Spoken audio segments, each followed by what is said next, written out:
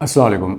आज हम उस बीमारी के बारे में बात करेंगे जो कि बहुत ही कॉमन है मर्द हज़रात में, जो कि 15% ऑफ जनरल पॉपुलेशन को भी कवर करती है, में पाई जाती है और more than 40% of the times जो पेशेंट आते हैं मेल फर्टिलिटी के वजह से उनमें पाई जाती है और जो कि काबिल इलाज भी है।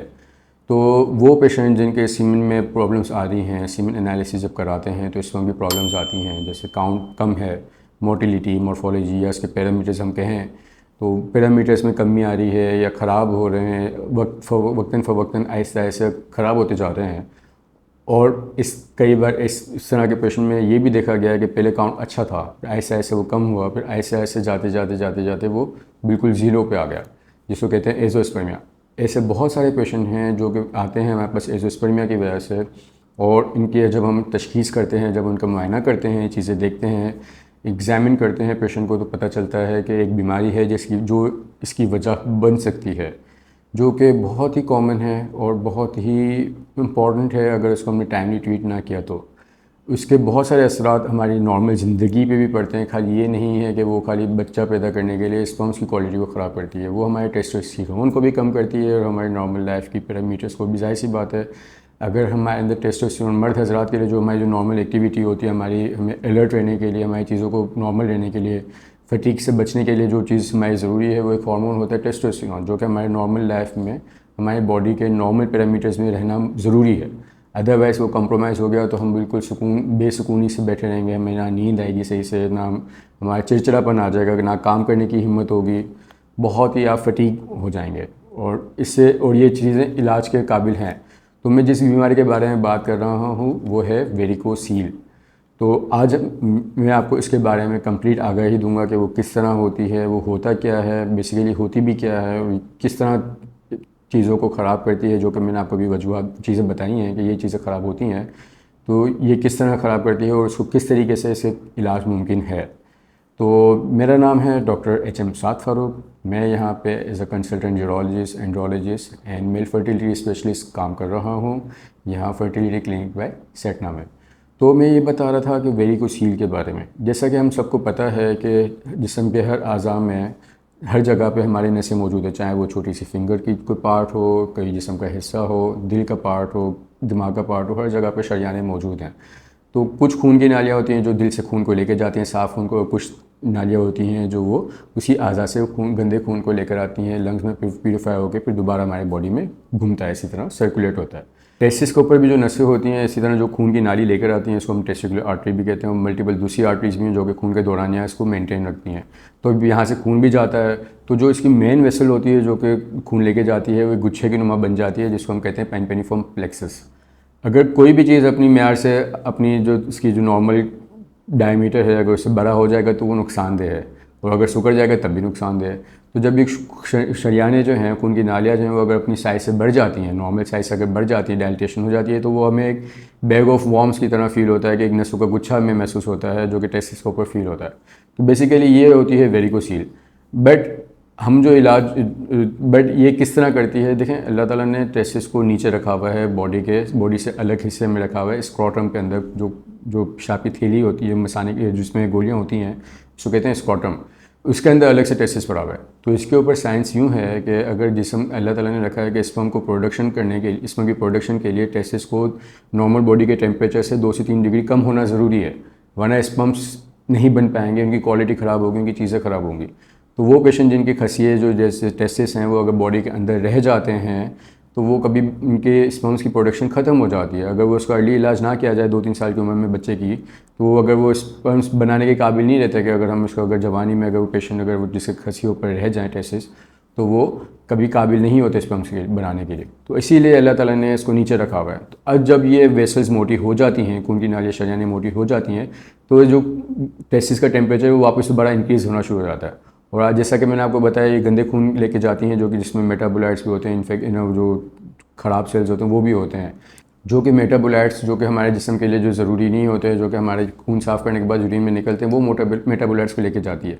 तो वो जो टॉक्सिन्स हैं, मेटाबोलाइट्स हैं, वो स्पर्म की प्रोडक्शन पे भी काम खराब करते हैं। और टेस्टिस के जो नॉर्मल फंक्शंस हैं, जो कि टेस्टोस्टेरोन प्रोडक्शन हो गई, टेस्टिकुलर की जो साइज़ होती है नॉर्मल मेंटेन रखने के लिए, उसका पैरेंकाइमा होता है, उन सब सेल्स को इफ़ेक्ट करते हैं। तो जब ये वेरिकोसील होती है तो इसकी सारी अलामतें आना शुरू होती हैं कि अगर हम इसको अगर कई, अब मैं जैसे आपको कहा कि 15% ऑफ जनरल पॉपुलेशन में ये मौजूद है, बट सबको ये तंग नहीं करती है, सब किसी ऐसा नहीं होता। कितने लोग ऐसे भी आते हैं जिनकी वेरिकोसील होती है, पता ही नहीं होता, और कई बार होती भी है तो बच्चे भी होते हैं, 3 बच्चे 4 बच्चे होते हैं, तो ज़रूरी नहीं है कि इसको अपने इलाज करना है। अगर ये हमारी चीज़ों को प्रोडक्शन, जैसे टेस्टोस्टेरोन की प्रोडक्शन को कम कर रही है, टेस्टिकुलर साइज़ को आपको इफेक्ट कर रही है, आपकी स्पर्म की क्वालिटी को ख़राब कर रही है, आपको एज़ोस्पर्मिया की तरफ लेके जा रही है, तब हमें इसका इलाज करना बहुत ही ज़रूरी है। अच्छा, अब ये जो है किन लोगों में पाई जाती है नॉर्मली, देखें इसकी कोई ख़ास वजूहात नहीं है। कुछ वजूहात हैं जो कि बहुत रेयरली प्रेजेंट होती हैं, कि जैसे जैसे कि आप कह लें कि पेट में कोई ट्यूमर्स होते हैं, उनकी वजह से हो जाना, बट ये बहुत रेयर है, जो कि मुश्किल होती है। बट ये नॉर्मली जनरल पॉपुलेशन में बहुत ज़्यादा काम पाई जाती है, जिसकी कोई ख़ास वजह नहीं है। जैसे कि ज़्यादातर ये लोगों में देखी जाती है, एथलीट्स में भी देखी जाती है, जो हैवी वेट लिफ्टिंग है उनमें कॉमन है। बट इसका मतलब ये नहीं है कि वेट लिफ्टिंग जो करते हैं उन सब में ये वेरिकोसील होगी, वही मेल फर्टिलिटी की प्रॉब्लम कर सकती है। ये हाइपोथेसिस हैं जो कि ये बताती हैं कि ज़्यादातर इन लोगों में पाई जाती हैं, बट इसके ऊपर बहुत सारी हमारी रिसर्च होती है और हो रही है दुनिया में जगह जगह पे कि इसकी खास वजह पता चले। बट अभी तक सिर्फ हाइपोथेसिस हैं, मतलब एक आपको शुबा कह लें कि वो है, बट अभी तक कोई कंफर्मेशन नहीं है कि कौन सी क्या क्या खास वजूहात हैं। दूसरा ये कि इसका इलाज क्या करें, अगर ये हमारे टेस्टिकुलर साइज को फ़र्क कर रही है, स्पर्म की क्वालिटी को ख़राब कर रही है, तो फिर क्या करें। अभी रिसेंटली मेरे पास 2 पेशेंट ऐसे गुजरे हैं जिनका ये है कि जिनका एक का 4 मिलियन काउंट था अराउंड 4 मंथ्स बैक, और अब वो जो भी मेरे पास अभी रिसेंटली आए हैं अपने सीमेन, कहीं और से दिखा रहे थे, अब ये रिसेंटली आए हैं तो उनका देखा, उनका 0 काउंट एज़ोस्पर्मिया के साथ। फिर हमने रिपीट करवाई 15 दिन के बाद दोबारा एज़ोस्पर्मिया। हम परेशान हो गए कि यार ये पेशेंट परेशान था कि सर अब क्या करें। तो जब मैंने इनको मुआयना किया, जब मैंने इनका एग्जामिनेशन किया, तो पता चला दोनों तरफ वेरिकोसील है। कई बार ऐसा होता है कि पेशेंट की एक तरफ वेरिकोसील होती है और दूसरी तरफ नहीं होती, बट उसका एज़ोस्पर्मिया चल रहा होता है या उसके सेल के काउंट ख़राब होते हैं। क्यों ख़राब हो जाते हैं? अगर एक में प्रॉब्लम है दूसरी में ख़राब, दूसरा तो सही है, ये तो होना नहीं चाहिए। बट ये कॉमन इसी वजह से है कि जब उसके अंदर मेटाबोलाइट्स जमा होते हैं तो इनके बीच में भी, 2 टेस्टिस के बीच में भी जो खून की नालियाँ होती हैं, उससे एक दूसरे के अंदर सर्कुलेशन जारी होती है, जो कि आम लोगों को नहीं पता रहती कि वो इसको जब वेरिकोसील को इलाज करते हैं तो वो इसको नहीं डील करते। तो क्या होता है, एक चीज़ एक जगह पे वेरिकोसील है, वो दूसरे को ऑटोमेटिकली आपको इसको डिस्टर्ब करेगी और उसकी क्वालिटी को, स्पर्म को ख़राब करेगी, और उसको ऐसे ऐसे उनके स्पर्म्स को इतना ख़राब कर देगी कि अल्लाह ताला ने लिखा हुआ है, हिफाजती इंतजाम रखे हुए हमारी बॉडी के, कि जो डैमेज सेल हों वो कुदरती तौर पे वो ख़त्म हो जाते हैं बॉडी के अंदर। अल्लाह ताला ने हमारा वेयर एंड टेयर का निज़ाम रखा हुआ है, जिसको हमारे इम्यून सिस्टम उसको डील करता है। तो अगर स्पर्म्स हमारे टूटना फूटने के शिकार हो जाते हैं वेरिकोसील की वजह से या किसी और वजह से, तो ये टूट फूट की वजह से वो ऐसे ख़त्म होते जाते हैं। तो एक चीज़ है। अच्छा, अब इसका इलाज क्या है और क्यों कराना ज़रूरी है? अगर हम इलाज नहीं कराएंगे तो सारी परेशानी होंगी। अब इसके इलाज जो आजकल जो है ना, पहले देखें ऐसे साइंस इवॉल्व करती जाती है, तो बहुत सारी चीज़ें इलाज आती हैं। ऐसे कुछ इलाज थे जिसमें हम लोग कैमरे के ज़रिए जाके पेट के अंदर जाके एक नाली को बंद कर देते थे, तो हम कहते थे, इसको कहते हैं हाई लाइगेशन। तो हाई लाइगेशन करते हैं, लो लाइगेशन होती है, एम्बोलाइजेशन है, और आप डायरेक्ट इंसिजन दे के उसको वेरिकोसील को भी ट्राई कर सकते हैं। ये सारे इलाज मुमकिन है, बट इनके जो है ना रिकरेंस रेट बहुत ज़्यादा थे, और पेशेंट के जो स्पर्म पैरामीटर्स हैं वो इतने फ़र्क नहीं कर रहे थे जितना कि इसमें सोचा जाता था। तो पहले की अगर आप बुक्स पढ़ेंगे, काफ़ी गायनी वाली बुक्स पढ़ें या गायनी वालों को बताएं, या दूसरे आप अगर रिसर्च आप देखें जो कि आज से 20-30 साल पहले की थी, वो बताती थी कि वेरिकोसील का प्रेगनेंसी रेट पे इतना कोई फ़र्क नहीं पड़ता। अगर आप उसको ट्रीट करते हैं, उसकी सर्जरी करते हैं, तो उसका कोई ट्रीटमेंट से कोई खास फ़र्क नहीं पड़ता। अल्टीमेटली आपको आईवीएफ फिक्सी की तरफ ही जाना पड़ता है। मतलब आपने टेस्टिस में से स्पर्म्स निकालने ढूंढने होते हैं, अगर मिल गए तो ठीक है, नहीं मिले तो आप कभी वालिद नहीं बन सकते या पेरेंट्स नहीं बन सकते हैं।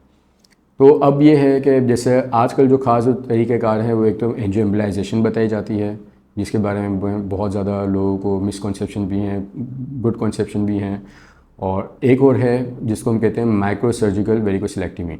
आज मैं आपको इन दोनों के फ़ायदे भी बताऊँगा, दोनों के नुकसान भी बताऊँगा। तो हाई लाइगेशन और लो लाइगेशन जो पहले आपको मैं बताया था, वो तरीके इलाज अब ख़त्म हो चुके हैं, कम हो चुके हैं। दुनिया में डेवलप कंट्रीज़ में ये वाले नहीं होते हैं। क्यों? क्योंकि इसकी मोर देन 35% इसकी रिकरेंस रेट है हाई लाइगेशन में, और हाइड्रोसील फॉर्मेशन, मतलब जो गोलियां हैं उसमें पानी का जमा हो जाने के जो वजूहात हैं वो बहुत ज़्यादा हैं इसमें। तो ये कॉम्प्लिकेशंस पेचीदियाँ बन जाती हैं, और हेमाटोमा कहलाता है, खून का जमा हो जाना, खसियों के इर्द गिर्द खून का जमा हो जाना, पानी का जमा हो जाना, ये बहुत कॉमन है। तो इसकी वजह से अब ये डेवलप कंट्रीज़ में नहीं होती हैं। दूसरे जो एंजियो एम्बोलाइजेशन की बात करें, angio embolisation is a very good technique. But उसके ये होता है कि उसमें जो है खून की जो शरियानें होती हैं, जो खून के जो नसों का जो गुच्छा है, उसको टारगेट किया जाता है कि उसके ज़रिए जाके उसके अंदर कॉइल रख देते हैं, जिसकी वजह से उसको खून का दौरान है उसका रुक जाता है, पेनिफॉर्म प्लेक्सस का। बट उसमें ये देखा गया है कि उसका रिकरेंस रेट तो कम है उस नसों का गुच्छों का। बट मैं आज आपको जो बात बताना चाहूँगा कि जो वेरिकोसील है, जो कि जिसके मिसकंसेप्शंस हैं, उसमें ये है कि सिर्फ ये वाली नसें नहीं होती पेनिफॉर्म प्लेक्सस, जिसकी वजह से जो है आपके स्पर्म की क्वालिटी ख़राब होती है। इसके अंदर दूसरी वेसल्स होती हैं, एक तो पेनिफॉर्म प्लेक्सस, दूसरा होता है एक्सटर्नल स्पर्मेटिक वेन, एक इंटरटेस्टिकुलर आर्टरीज होती हैं, एसेसरी वेन्स होती हैं, ग्यूबरनिकुलर वेन्स होती हैं। इन सब को आपने एड्रेस करना होता है।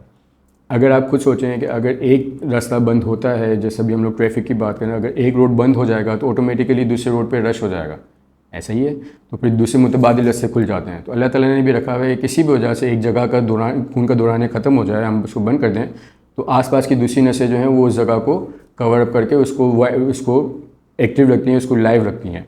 तो ये टेस्टिस में भी इसी तरह होता है। अगर हमने सिर्फ पेनिफॉर्म प्लेक्सस को अगर हमने डील किया, तो बाकी जो एक्सटर्नल स्पर्मेटिक वेन है, एसेसरी वेन है, जो कि इर्द गिर्द जो खून के दौरान को वापस लेके जाती हैं, जो गंदे खून को लेके जाती हैं, वो डायलेटेड हो जाएंगी।